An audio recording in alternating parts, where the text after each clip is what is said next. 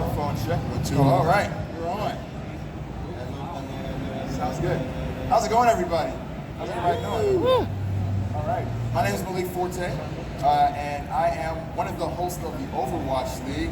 And I am super honored to be joined by the Atlanta Reign. We have here in the building. We have Gator, Kodak, and Caceros. Everybody, give these guys a hand. Right. E3, baby. How you guys feeling? Feeling good? Feeling good. First E3 for you guys? Yes. Yes. All right. We're gonna get into what you guys plan on doing and just the life that you guys are living right now, which is nuts. And I'm a little bit jealous, to be honest. But before we get into that, we are here at the Broadband Industries 10G Pavilion, and you guys are sponsored by Cox Communications, one of the top providers here in the U.S. So I'd like to know, from you guys' perspective, how has broadband speeds and the availability of broadband affected you guys over the course of your gaming careers?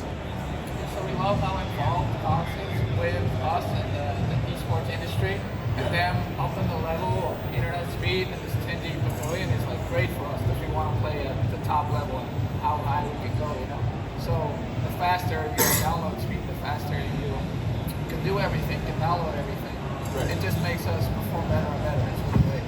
Yeah, no, I totally feel you on that. You know, I always felt personally like, you know, I was lucky enough to have a mother who was on top of always making sure we had like top speeds when it came to the internet. But you're always going to be affected by somebody with a bad connection. It might not necessarily be you. It might be like someone you're playing against who's lagging and stuff. So this right here is a good thing because even if you aren't necessarily the person who's having the issues with the internet, someone else, they get the 10G, and you won't have to deal with those internet issues, you know, in game. You don't have to worry about having to track somebody who's skipping around like Tracer, blinking everywhere. But all right, we're going to go ahead and just get into the nitty-gritty of this stuff, man. First, I want to know, what are you guys' plans for today? This is your first E3. I know you're super excited. What's the first thing you're going to do after you're all wrapped up here at the 10G Pavilion? You get a little bit of time to go explore. We're going to play some games. Play some games? Explore a little bit. Any games in particular? There's no Overwatch, so like, what are you going to go play? Probably Call of Duty and there was another one. Keanu Reeves. Oh, Cyberpunk. Yeah, Cyberpunk. so I want to check that one out. He knows. He was like, yeah, Cyberpunk. I want to check that one out for sure. Okay, cool. What about you, Kodak? Same for me. I want to play Cyberpunk. Cyberpunk? And maybe does Nintendo have something new? I didn't know. I just know that they're moving. They announced quite a few things today. I don't know exactly what's playable, but we're in the same hall, so we will. Cyril, you got anything? I wanna check out the Borderlands 3. That's really exciting. I know a lot of other players are also really excited about that. And of course the Cyberpunk. Yes. Yes, same. All right, those are some good choices right there. So right now, today, you guys are here at E3, but normally you'd be in the middle, in the thick of practicing with the team or scrimming or something of that nature. So I'd like to know just off the jump, what's a normal day like as a member of the Atlanta Reign for you guys? What's a normal work day, per se? We'll start with you, Gator, on that. So probably wake up around 10 to 11, maybe 11:30 for some late. We'll have like time to eat like breakfast, you know, get ready for the day. Then we'll do like a warm-up, 30 minutes, an hour. Sometimes it's on your own, or sometimes it's something the coach wants you to, you know, practice on. You say warm up, you mean like hopping into like comp match? Yeah, a comp match or some kind of aim lobby, or practicing an ult or something. Some kind of practice. And then we'll do, sometimes we'll do on the floor. If not, we'll just jump right into practice. We'll have maybe a 2-hour drill. Then we'll have like an hour break, get lunch. Our chef will make us lunch every day. And then we'll have another block after. Sometimes it's just 2, sometimes it's 3. It's a little bit different every day, but it's generally the same. Pretty consistent. So about how long would you say a typical, before I ask that question, you guys can all hear, right? Yeah. Good? All right. So how long would you say a typical day is total? About 10 hours? More like, probably like 6 to 8, like team, but then like, I wouldn't say it's expected, but then you just kind of play on your own after, and you're like, everybody's pretty committed, you know, to the team, so everybody wants to put more time in after, so probably doing stuff for the game. interesting to hear because I know last year in the Overwatch League, one of the issues that a lot of teams were having was burnout. Yeah. Because they'd be practicing a lot. Yeah. They'd be going for 12 plus hours. Yeah. So that's good that you guys have found like a little sweet spot. We try to do practice smarter, you know? Yeah. So like we try to make good use of our time, not just, you know, randomly waste time playing the game. You know? So we just try our best to make good use. Efficiency, I like it. I like it. And Kodak, for you, how's it been for you coming from Germany and kind of jumping into this? Because you were playing World Cup, you played with Team Germany. So I would imagine going from like scrimming, you know, with teams via internet and then jumping into the situation where like you're in your house. How's that been for you? Has it been completely different? Has it been fulfilling? Has it been fun? I think it's been a great experience, you know, like, it's nice, it's different than playing online for sure, you know, like, team bond is more, like, the team bonding is better, you know, like, get to know each other and stuff, and you're, like, always around, so you get to know the person better, what they like, what they don't like, and you don't have they like online, and, I don't know, I think some teams might prefer, like, apartments, you know, because of privacy issues or something like that. Right.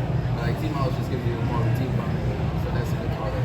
Yeah. And I would imagine your teammates are like cool, they become like your family, so it's even more so cool to be all in the same place. How's it been for you, Brazil? It's been great. One thing we really set out as a coaching perspective in the Atlanta Rain is that we really tried to like have a team feeling, but still have the feeling that people can go back to their room. So almost every player in our team has their own room with their own bathroom. So it's kind of still an apartment feeling while being in the same house together, being able to do everything together every single day. That's really great. As for what Gator said about the practice regimen, we really set out to have quality over quantity practice. We would rather do 6-7 hours a day and do really quality time and have everyone focused than do 8-9 hours and then be less focused. Just make sure that whenever we do scrim, everyone has a goal in mind and we focus toward that goal instead of just playing aimlessly.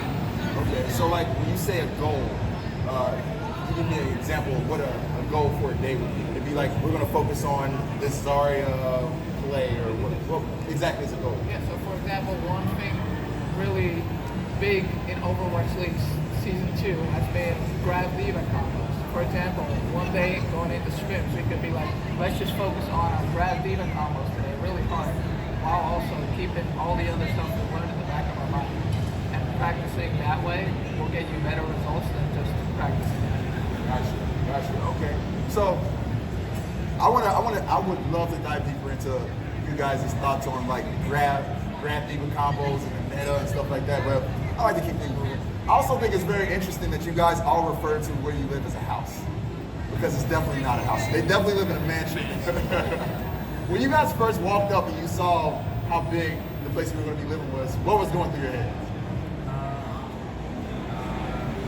Looked like a resort sometimes. A resort? Yeah. You're like, am I on vacation? Yeah, pretty much. It's pretty awesome. We knew about it before we were going there. Okay. But it's definitely like, you know, it's a different person. Yeah. It's pretty cool, for sure. What are some of you guys' favorite amenities? You guys have like a cook, right? Yeah. Yeah, the food's pretty cool. Only the gym and the hot tub. The hot tub? And the gym? I think the biggest thing is that Cox really hooked us up here, you know. Yeah. But just the general space and all the commodities we get. So, for example, we have a gym in the house, a hot tub, a pool. We have 2 separate practice rooms now, so we get to split up a little bit. The team chef, we have a team psychiatrist that comes by to make sure everyone's mental state is correct. So, we've really got every aspect covered in the team house, and that's what the best thing is, living with each other. Right. It's so cool because you guys have like all the resources a traditional sports team would have at their disposal. And I think that's what kind of attributes to why you guys have been playing so well over time. Now, I want to get a little bit off of Overwatch League just for a second and kind of delve into you guys' careers in gaming. Start with you, Gator. First off, I kind of know the origin story behind your name, but for the people, how did you get this name for one? And how did you start? What led you here to the Overwatch League? So I grew up in Florida. I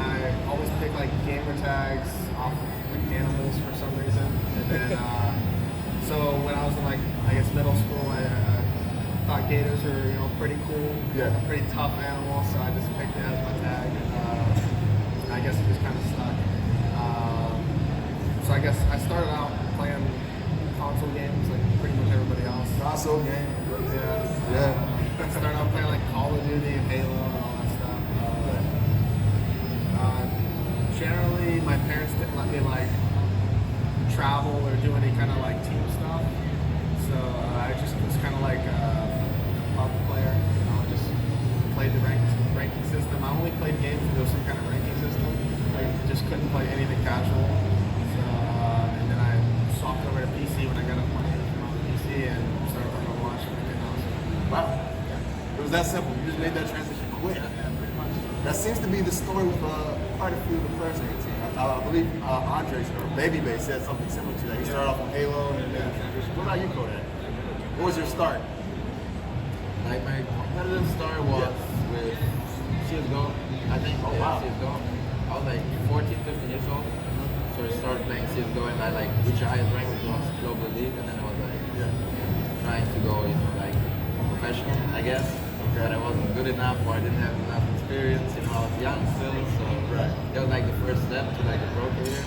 And I just like saw Overwatch on the stream, you know, and I was like, wow, this game's good, you know, this game, I really like this game. And I tried it out and, you know, I really liked it. So I played rank, got to like 100 or something like that in the EU, and then just look for teams and then like build out, you know. So higher teams, always keep improving, and then contenders and then I'll shoot. Right. How'd you eventually end up on the German team for the World Cup? I mean, I played contenders before. Like I was one of the only players in Germany who were playing contenders. Yeah. And like 3 or 4 German players in contenders, I think. So like, you know, it was kind of clear who's gonna get in. You got an automatic bid. Yeah, I mean we had tryouts, you know, but like it was pretty clear who was going to get in. So yeah, that's how it was. Okay, cool. You earned it straight up. What about you, Caceros? Where'd you start? So I became a coach. I think I started out playing League of Legends really actively, and that's really where I got the competitive gaming spirit, you know. Got a pretty high rank in that game. And then started out playing Overwatch, and I loved it. And initially I became a professional Overwatch player before I became a coach.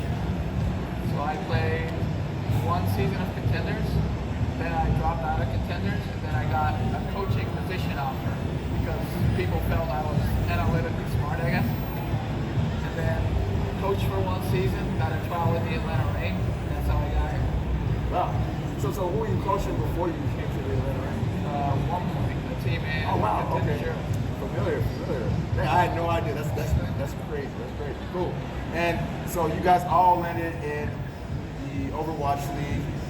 You're a stage in, and you guys are kind of for the first time experiencing the things that a lot of people in traditional sports experience, like culture switches within your organization, trades. How was it when things happened with your friend? He kind of departed and took a smaller role with the team. You guys brought in people like Baby. How did the culture of the team change when that happened for you guys?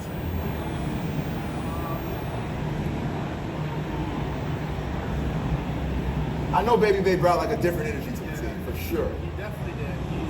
He's a pretty big he's got a pretty big personality. Yeah. I mean he's like full committed. Yeah. So I think it helped like the team want to improve more because he came in like day one like wanting to just be the best team. Be a tryhard. Pretty much be a tryhard, and he wanted to push everybody to the limits. I mean, since day one he's made an impact for sure on how everybody else wants to improve. Yeah. So he's made a really good impact on the team. Right. What about you, Kodak? Has there been anything, I guess, throughout the course of the season so far that has stood out to you? Anything that you've learned? Kind of underrated the teams, like synergy. Team synergy? We built up synergy with the friend, like previous to the season. So maybe 1 month before the season we started practicing. And we built up the synergy, and then we had the good first stage, right?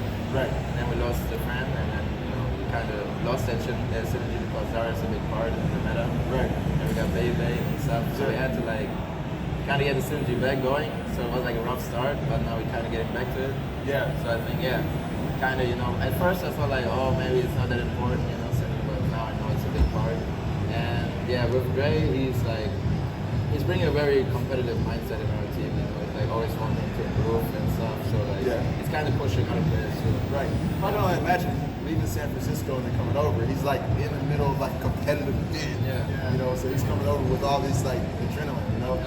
Caceros, how is it for you integrating new players into your lineup? I think the biggest thing is that Dre brought a lot of experience from last year. We didn't have any players that played last year, right? Only Sefi, our coach, had done anything in the previous year, so he brought a lot of experience. But a player bringing in that experience and that knowing how to win in the league, I think was a really big thing for us, and it pushed a lot of players to also do that. Even though our stage 2 wasn't that great, we could have done a lot better, got a lot of map 5s that we didn't clutch out. I think that laid a lot of foundation for the new synergy we have now in stage 3. And even though we lost the first 2 matches, they were against the top 2 teams, and we still did pretty good. Yeah, I mean, you guys beat New York twice. That was you were the only team that's beaten New York in the regular season so far this year. So that's pretty cool. That's pretty cool. All right, so let's talk about some fun stuff. We've talked a lot about Overwatch here. I want to know how it is for you guys living here in LA. How the life has been. What's your favorite food spots? You know, where do you go jogging in the morning? Probably around the mansion, I would think. You have like some place to go. But how have you been enjoying this LA lifestyle? I mean, I know it's, especially for you, it's you two in the end, it's far removed from what you're used to. So, how's it been for you? For me, it's definitely cool. It's way different than like the East Coast for sure. It's been pretty awesome so far. A lot more rain than I thought. A lot more rain here? Yeah, it's been raining more than I thought, but it's pretty good. We had a rainy winter. That was an anomaly though. It's not typically like that. Yeah, that's what I heard. But traffic's pretty bad. But besides that, everything else is pretty awesome. Really cool. People are cool. A lot of cool places to go. Tons of good places to eat. And then there's Overwatch. Everything's been pretty good. Picture perfect description of LA. Traffic's pretty bad, but everything else is great. Good. Totally. Kodak, how about you, man? You been enjoying it? I know you're a man of culture, so you've been just like soaking it in on that. It's like way different in Germany. It's like crazy. Like everything is like way bigger, you know, and like the streets are way bigger. The food, everything's like more, like larger portions, you know, stuff like that. Yeah.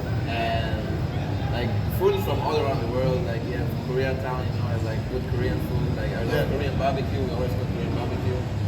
And I'm kind of sad because the weather. Like I expected really good weather, and then like it started raining for a month. You got really disappointed by this rain, huh? Yeah, it's like started raining, and I'm used to that from Germany already. So I'm like, okay, same thing. But now it's getting like really hot, so you know, I gotta get used to that first. Oh, okay. You can blame all your previous losses on the rain. Exactly. What about you, Caceres? I really don't know what these guys are talking about. In the Netherlands, it rains every second day. I've come here, it hasn't been raining that much. No, it's been awesome. What is really cool here is all the fast food restaurants and the chains, you know. What's your chain, your go-to chain right now? Right now, don't say it now. No, what's really close right now is Chick-fil-A and Shake Shack. So whenever we don't have our chef there because he's not there every day, we either get that or we get Chipotle. So it's all really good food. Try every fast food here. I'm trying to try everything, make a tier list. Yeah, he's got like a whole list of like Wendy's, Sonic, like everything to try. Oh, so you're on a mission. You have like an actual like bucket list of. He wants to try all American fast food. Oh, nice. So what are you missing? What have you not tried yet? I haven't tried a lot of things. Gator keeps telling me I have to try like Long John subs. Long John subs? And Sonic and Wendy's. Oh, Jimmy John's. All right. Jimmy John's. I was thinking. Jimmy John's. Thank you. I was thinking Long John Silver's. I tell Wendy's is really good. He hasn't tried that yet. Bro, the Frosties at Wendy's. Yeah. Take these French fries, dip them in. So it's a good look. Go to Wendy's for sure. What's that? In and out's overrated.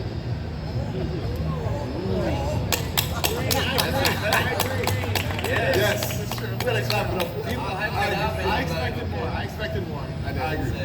I definitely. Yeah, man. And, the Valiant, they just bigged up In and Out so much over the course of season 1, man. And I just don't get it.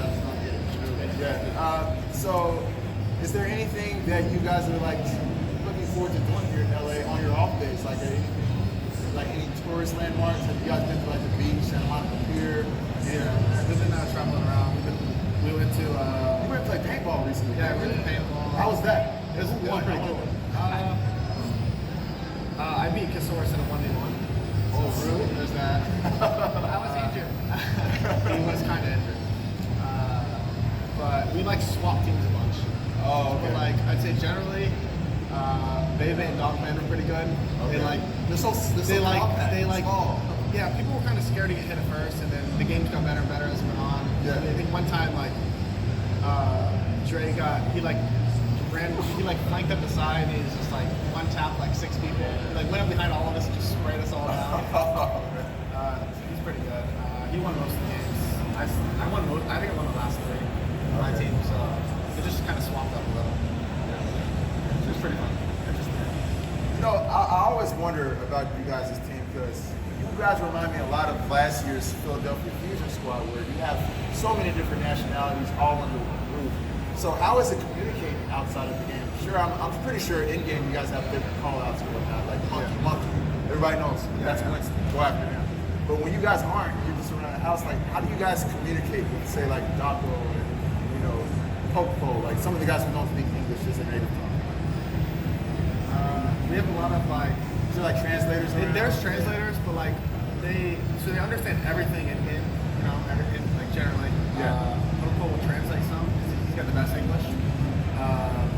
But like I guess like since everybody's like friends, like there's a lot of like inside jokes. So like there's a lot of it's like expressions or like like you just know like you don't like talk as much, but like you have like keywords and stuff and make jokes. So, like, right. We like everybody has a good time and still like kind of understand each other.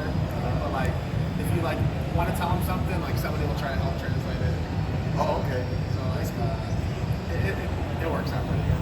I always wonder, like, what are they like? What are their personalities like? Because they appear so stoic on stage. Yeah. Like, but how are they behind the scenes? Are they like? Yeah, they're a lot of fun. They're a lot more like loose. Like I think they're just the Korean players are a little bit more like introverted, like in like public. Right. But like they definitely have fun personalities, all of them. Yeah. They're all like fun to be around, and they all like add like fun to the scrims and like practices and like anytime you want to go somewhere like it's cool to have them because like they make it a better time. So Okay. it's fun. It's a fun team environment. Like, everybody's friends. So it's pretty cool. Who's the biggest prankster on the squad? Is it Dogman? Prankster. Yeah. Prankster, jokester. It was the friend. Like, It definitely was the friend. Oh, okay. He tried doing like he would literally do pranks, like literal pranks on people. What was one of the highlight pranks? He tried to scare people. Like he'd stand around a corner and like jump out of them. Okay. Tape like the daughter from Nacho. Wait, what? Yeah, he tried like taping like he taped like a couple people's doors so they couldn't get out. I didn't walk into like the sill and like the foil. Yeah. Face first. Yeah. But he saw it, he didn't run into it. Yeah, he is a jokester for sure. That sounds so much like Popo. Yeah. Dogman tries to be. He's definitely a jokester too, for sure. Everybody kind of adds a little. Everybody kind of has their own little thing. Okay. Kodak and Fried have a little mini game going. Who can prank each other the hardest? They're always messing with each other. Yeah. Oh, really? Yeah. Okay, so who's currently in the league when it comes to this game right now? It's not pranking, it's like more, They like to tease each other. They're Oh, like teasers. yeah. Yeah, they love to tease each other.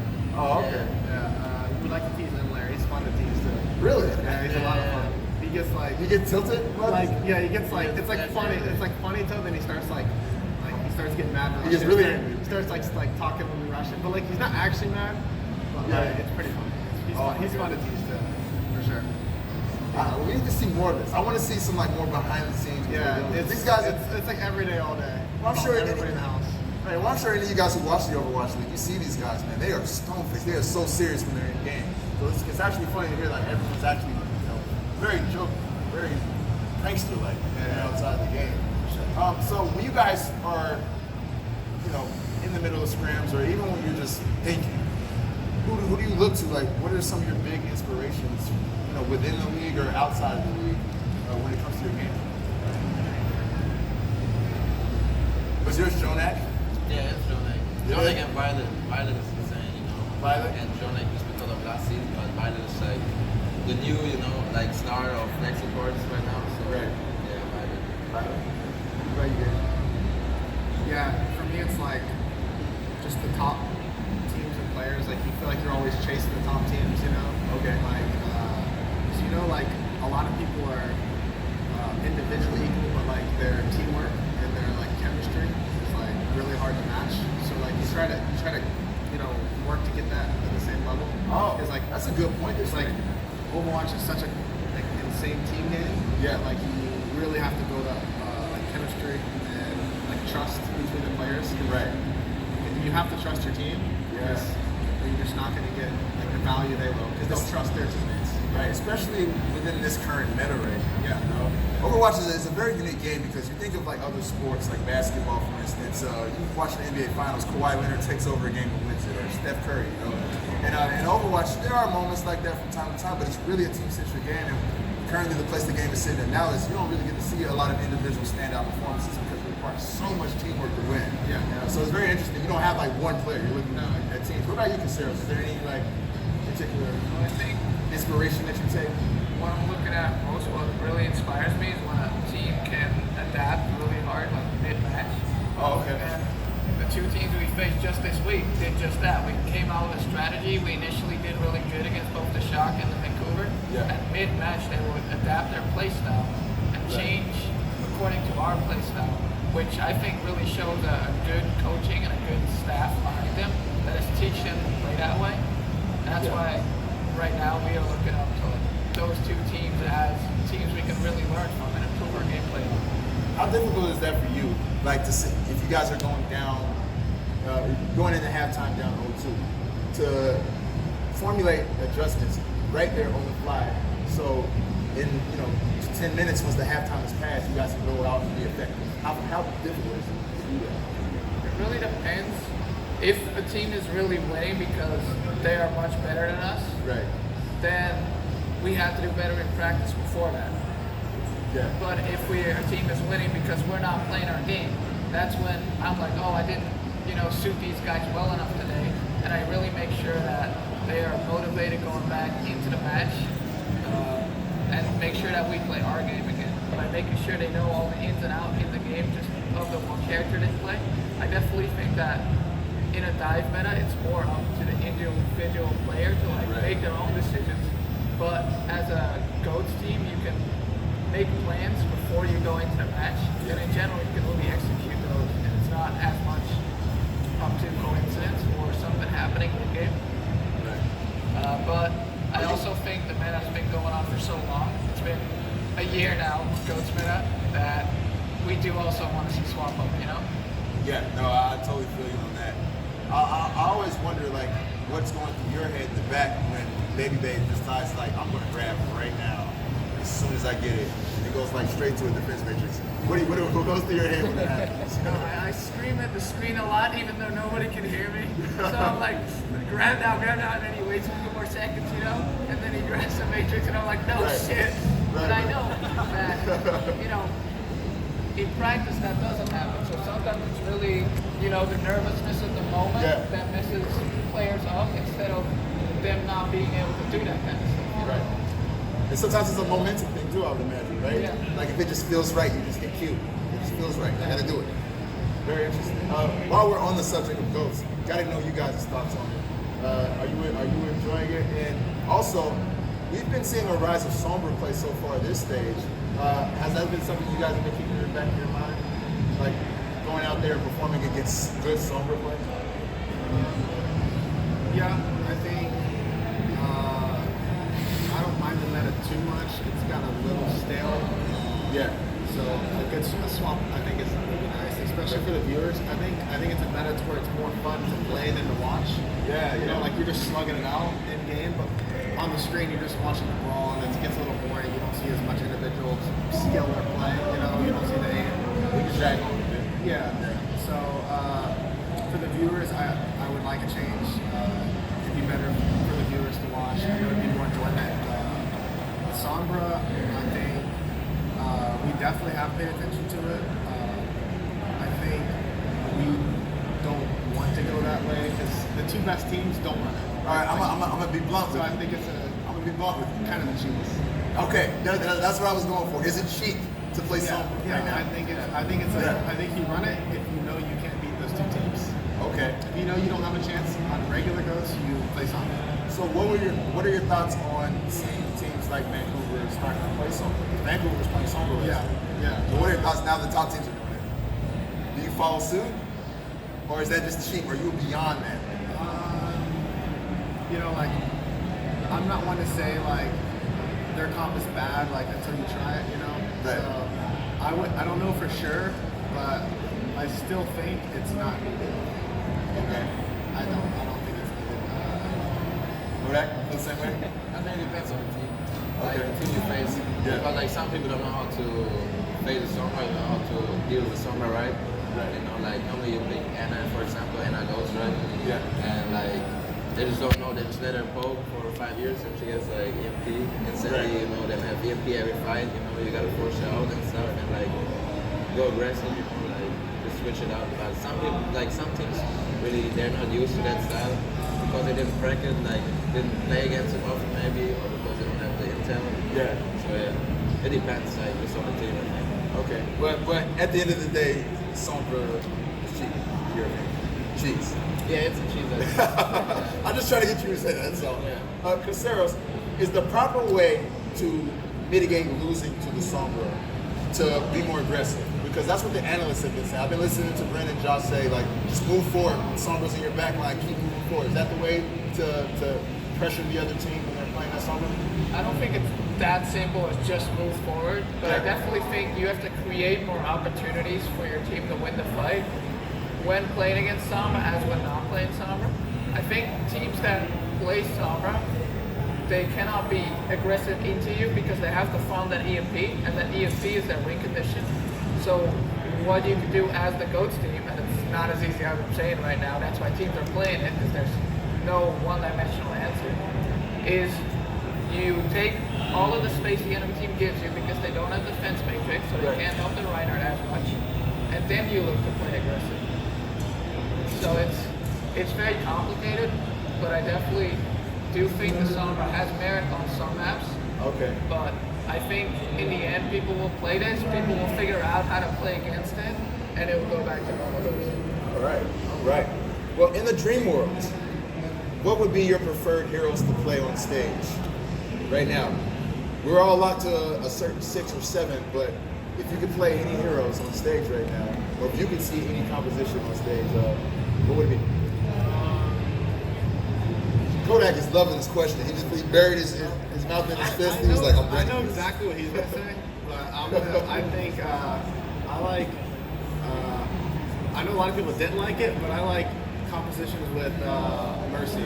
Like I like double Mercy. sniper, like kind of like more calculated play rather than just two people just like diving each other. Yeah. Just who Unstoppable wipes force, movable who- objects. Yeah, who Yeah. wipes who in like 3 seconds. Any kind of that, or like I'd like to see some kind of Tracer come back. Tracer? Sometime. Okay. Tracers are, I think it was a good feeling. We had some people shake their heads at Tracer. People complained about it so much, and then they said, I mean, she's been gone for a year now. Yeah, it's crazy that we have not seen Tracer as a relevant hero for a year. Yeah. She's like literally the face of the movie. Yeah, it's kind of crazy. Double sniper would be cool. I wouldn't mind a little bunker, but I hope it's not like. I hope it's not just. That's a slippery slope. Yeah, that's what I'm scared. Like it's not really something that's generally like it's either it's meta or it's not. Okay. I wouldn't mind dive. But Dive, yeah. Something that has to do with that. Some kind of. What about you, Kodak? You've been waiting to answer this. I want the Risa comp, Orisa. All right. and I want the flex support to play Hog. I want to play Hog. You want to play? Oh, Yes. okay. That's what it was. You just want to play Roadhog Exactly. with Orisa. Okay. Yes, that's fun. Why don't you? We don't need Orisa. Just play. Reinhardt has a shield. I can't do the flex support. Okay, fair enough. All right, so you want to see Orisa, Roadhog, play support plan. Yeah, like the whole season, like season 1 that Right. Finals, pretty much. Yeah, last season's finals. Yeah. That was a small sample size of that we got. Yeah, they got there pretty quick after. Very quick. Yeah, Yes. it was pretty strong. The heroes, 6 heroes you can throw out in the battlefield. Who would they be right now? I think I'd want like 6 heroes you have to pick every match. I think I don't want a particular meta. I just want the metas to shift faster, right? Yeah. So you get like a new meta every 3 months maybe instead of a year. Right. But right now, the most enjoyable meta to watch for me was dive. Dive. So I just like it to rotate a little bit more. Right. I think dive is what made last year so dynamic. Not to say this year hasn't been dynamic. We've seen some high level goals. Watching Vancouver, San Francisco, you guys, the way you guys were innovating with grabs, DeFran and Massa flying over roofs in Hollywood, it's all been very exciting. So I don't want to completely. And I almost feel like we kind of should have probably described what GOATS is for people who don't know. It's when you play 3 tanks and 3 support players. Typically in the game, there's like damage players, but the damage players have not been played this stage. You've been seeing a lot of 3 tanks, which are the bigger characters with more HP, and 3 support to keep them alive. So that's kind of where we've been locked this year. But as we get closer to wrapping up and opening things up to the crowd, I do want to ask you guys a little bit about the end game for you as players. Because I remember when I first started playing as a professional gamer, I was working a full-time job pushing carts at Walmart, and I was playing for about $200 if I won a tournament. So, not much to play for. Now, you guys are living in mansions. You guys are, getting fat paychecks. I'm super jealous. Super jealous of you guys.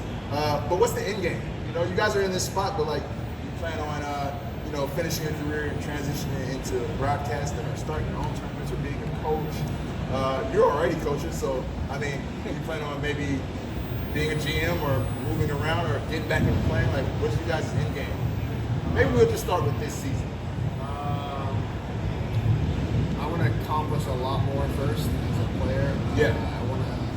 You see the top, and you just want to be, considered as like a top 2 or 3 team. So I think me and a lot of players on our team are working for that. Okay. Building your legacy as a player. Exactly. Yeah. All right. We don't want to be considered even mediocre. Yeah. It's not what we came here for.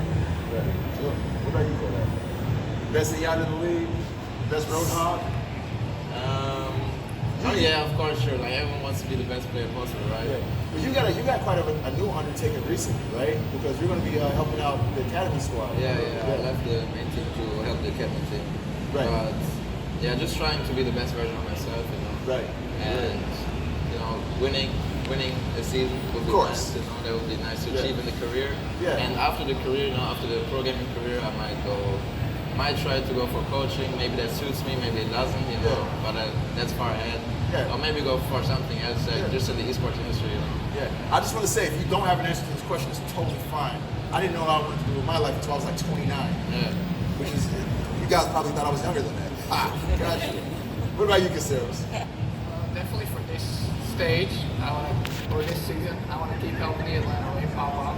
I want to make sure that we're a top 3 team at the end of the season. Nice. Going into the final playoffs. Well, you're better than one of the current considered top 3 teams. You beat them twice, New York. Yeah. So far, but it's all about that consistency. We have to get on that consistent top 3 level. We can't beat New York and then lose to a bottom team. I feel you. Okay, before we even go into questions, I just have to ask these guys, what happened with Juancho? That was completely crazy because you just come out for beating one of the best teams in the league, and then you lose to one of the worst teams in the league. Doomfist. That's what it was? Some of it. Yeah. Some of it was Doomfist, some of it was like probably taking it too low, like. Yeah. Caceros, was it one of those moments where the team maybe not on the mental level they should have been in during that game? I think we definitely prepared for Guangzhou pretty well. Yeah. We knew they would throw the Doomfist at us because they had played it in a previous match. We even made sure that we had some practice against it by assembling a B team squad and making them play Doomfist good. So we definitely weren't unexpected for it. We just didn't adapt well enough in game. Yeah. And just the nerves and that new comp in the game just made us like not click as well.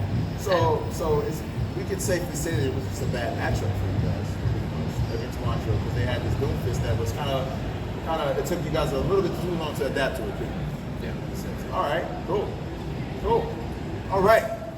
Well, I guess we can get into questions. Anybody have questions? Okay, we do have some questions out in the crowd. So I don't know if we have a microphone or anything like that. Well, if you can just shout at the top of your lungs, I'll relay your question. Would you support a 2-2-2 roll lock?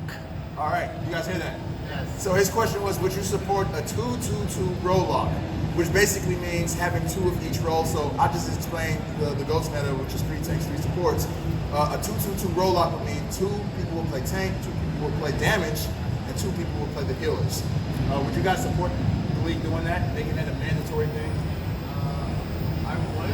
I think it'd be good overall. That's a quick fix. Yeah. I don't think there'd be anything wrong with that. I think some balancing would be needed if that did went to that, because there are a few heroes that would be pretty strong in a 2-2-2. Yeah, in a 2-2-2. Well, like who? Give us a couple examples. I would say Marissa, really strong. Yes. Some kind of bunker compositions are pretty strong. It's pretty hard to break those. Yes. And the way to break those when people do play them is to play 3 DPS. And if you can't play 3 DPS, then it's kind of hard having to play 2 tanks into a Bastion Orisa and being forced to run. So it can be pretty hard. But overall, I'd be definitely say that. Wow, it's very insightful that you bring that up too, because there are some heroes on the 2-2-2 that would probably destroy. So all right, I think you pretty much answered that question pretty well. I mean, you guys said you would support it too, right? Yeah, of course. So anything you want to add on, feel free. I definitely would support it just because they've been trying for really long now to, bring down the GOAT's composition, the free composition. Yeah. And they haven't been successful so far. You still see it being played almost every out match. And I definitely think for the sake of the viewers, like Gator said earlier, it could be really important to, swap up the meta, make sure it's not mirrored compositions every single game. Right. That's 2 teams playing the same composition. Yeah. But as Gator said, definitely a few characters might need tuning if that gets brought out. Okay. It's good. It's just good to hear other solutions other than kill Brigitte. we can't kill a character out of the game, guys. It's just not gonna happen. All right. I guess we were ready for the next question. And Vanessa has a mic. We have a mic now.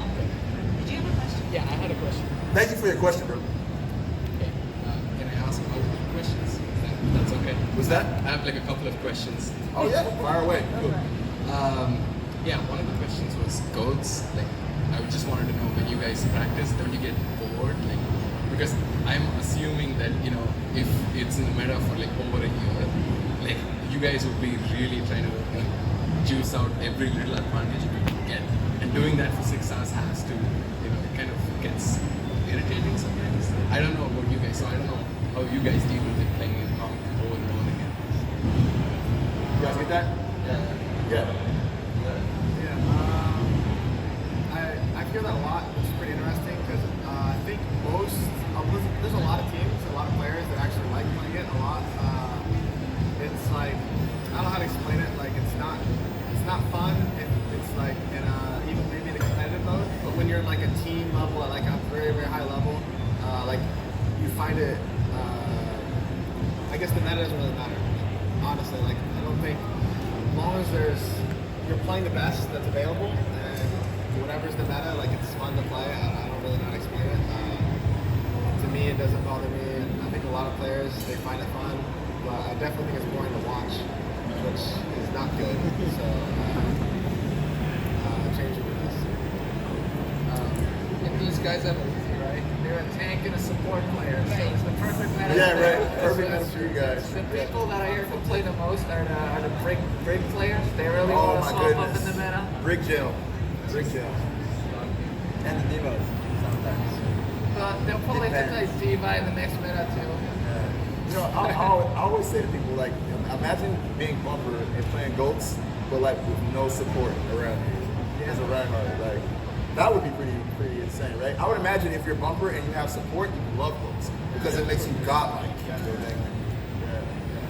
Good question. Yeah, so I know that when you go on stage, it's a different experience because not only are you like playing at a big stage, but you have so many people you can see are like cheering you on. So what do you what's like as a coach, what do you let them, how do you practice for that? Like I know your game when you play on your PC inside your house is like way better when you go outside. Like eventually, I know experience solves that problem, but are there tips that you take, you try to work on to make it easier? I know what I try to do is to make sure that a match day is just like a scrim day, So we'll make sure that the scrims before our match are at the same time as we have that match. The warm-up for that match is at the same time as we have our normal scrim block.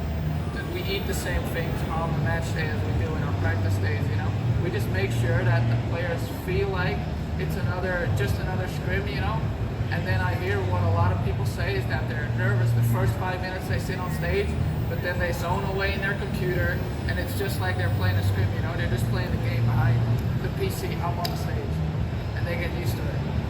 Thank you so much. Cool. Thank you. Any other questions? Any more Back questions? over here, yeah. How do your expectations change when you queue for like a comp game in ladder versus playing an organized play like a scrum or a match? Oh, that's a good one. I have, my expectations have gone down lower. Each season it gets lower and lower and lower. So my only expectation is just literally to have 6 people that just are trying to win, and that's all I can ask for. Beyond that, if you have a bad game or anything else, I don't think you can even get mad at people. I think that's literally my only expectation. The only time it can be frustrating is if people just mental boom, or people have DCs, the internet cuts out, that kind of stuff. Pretty low expectations overall.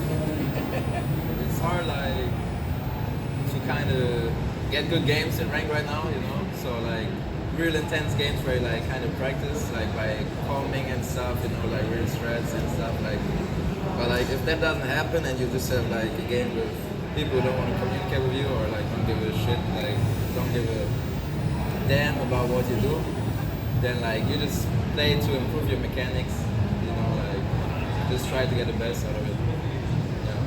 Yeah. I like that outlook.